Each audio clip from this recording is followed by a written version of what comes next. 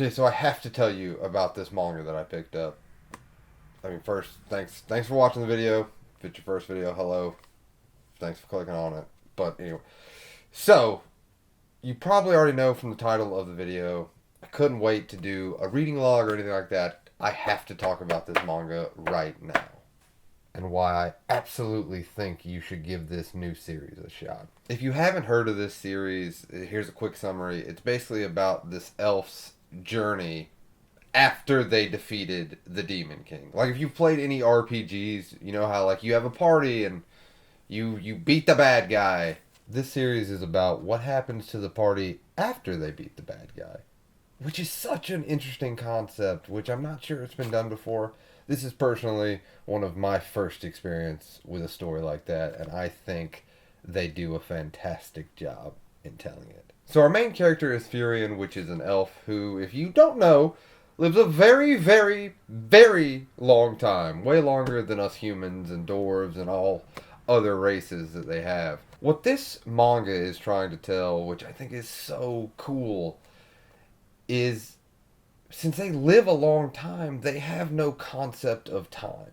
So 50 years for us is like 5 weeks for them. They just don't understand the concept. And it's so cool that this story is trying to tell this elf's journey in kind of trying to understand us. And trying to understand why we enjoy a sunset. Or we enjoy getting to know one another and what kind of foods they like to eat. I know I just talked about a sunset and like foods we like to eat. Trust me, it's not boring. I know maybe some of that stuff sounds... It's so well written. And when I first heard about it, I was intrigued by the story it was trying to tell, but I'm not the biggest Lord of the Rings fan or medieval, like, magic and sword and sorcery. I like some of it, but some of it I'm not the biggest fan, so that kind of put me off. But I was like, no, you know what? I'm going to branch out. I'm going to try stuff that might be out of my regular things that I read. I'm so glad I did that. Because I would have missed out on what I think is one of the most unique stories that I have read to date in my manga journey that I'm having. Get it? My journey's end. It's not great wordplay, but it's something. So for me to talk about what I think it does really well, I'm going to have to spoil the first chapter. So, spoiler warnings. If you've kind of heard the summary and you're like, oh, that sounds super interesting to me, I just want to go read it, then stop here. Thanks for watching. But I'm going to have to kind of get to the point that I think makes this so unique and so well done. So, here we go. So her party members consist of a drunk priest, which is pretty kind of funny, a dwarf, and the hero, the human sword, the hero, the classic stereotype hero. It starts with them getting back from the journey, and they're like, oh, now we're gonna have to get real jobs. They're like, what? I don't want to get real jobs. We just spent 10 years chasing down the Demon King. We should get something that's not jobs. After the celebration, they watch a meteor shower, and then it cuts to 50 years later, and we have followed this elf. And the way that they do passage of time, it's kind of like montages in movies that you see. And it works really well because it's showing that 50 years is nothing to this character. And it's just kind of this quick montage of just like, I'm fishing, I'm climbing this tree, I'm studying this magic. 50 years has passed. It shows so well without having words that it's nothing to them. And then they're like, oh, I'm going back to town. I told them I'd meet him here in 50 years for the next meteor shower. So she runs back into the hero, who is now a short, old, bald man. And the priest has aged. The dwarf kind of looks the same. And he was like, I thought I looked different. It's a funny little thing they have. And they go and see the meteor shower. And then it cuts to the hero's funeral. And everyone that's there is sad because, this hero saved the world. She's not. And everyone's kind of whispering, how cold-hearted is she? And then she comes to the realization that she barely knew him.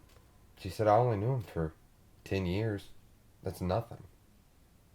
And thus begins her journey of going through and trying to understand humans. But I think she finally understood and had the sadness of why it's important for people to get to know the people that they care about or share a bond with in the short time that they have. Which was pretty well done. I know I keep saying, oh, this is well done, this is well... I just really, really enjoyed it. And it really was kind of out of left field for me. Like, I was excited for it to come out, but I really wasn't expecting it to tell such a mature story in kind of this fantasy kid world, if that makes sense. So the rest of this volume consists of her meeting up with the old priest and her taking on an apprentice, because he kind of makes her understand and tricks her in a way to share her life with someone else and for her to have someone around. And it also has really cool, like, she's training her apprentice to master magic as well, and there's a little bit of some battles, so it's not all just kind of slice of life or drama. It's not all that. There's actually some good little action in there too.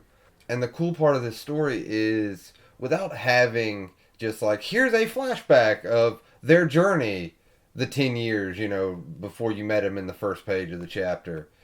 It does the flashbacks and the callbacks, and you learn about the party members and their journey through her experiencing things now that relate to the journey that she had. Because as she tells her apprentice towards the middle/end of this volume, she wants to retrace the journey before she forgets, which is actually kind of a sad moment, because you realize that no one knows how old she is, and she's probably had countless journeys, and she lives so long that her memories fade, and she wants to hold on to the bond that this party had with her.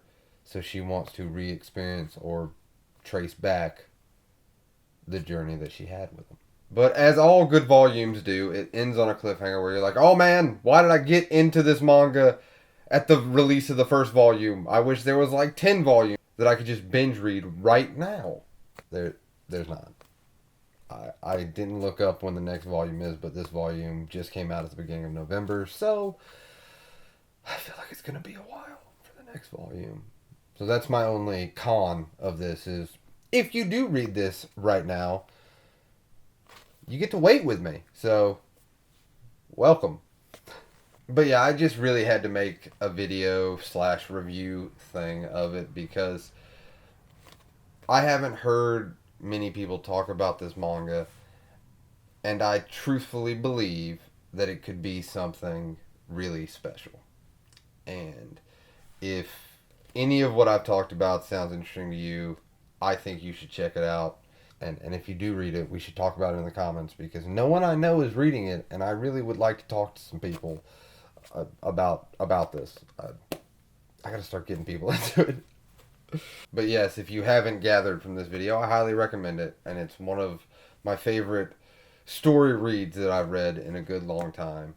And I think it's telling a story that is unique and different than, hey, I'm gonna punch that guy. Not that there's anything wrong with that. And if you're looking for something new and something just starting, because I do think that this is going to blow up. I could already see an anime adaptation of this happening sooner rather than later. I suggest you give it a shot and let me know what you think. But as always, thank you for watching the video to the end. I appreciate you. And let me know if you check it out and what you think about it, and if I led you in the right direction. Or you can even comment being like, hey man, I tried this, hated it. I'll take those comments too, because why'd you hate it? I love the discourse. So yeah, thank you for watching. I'll see you in the next one.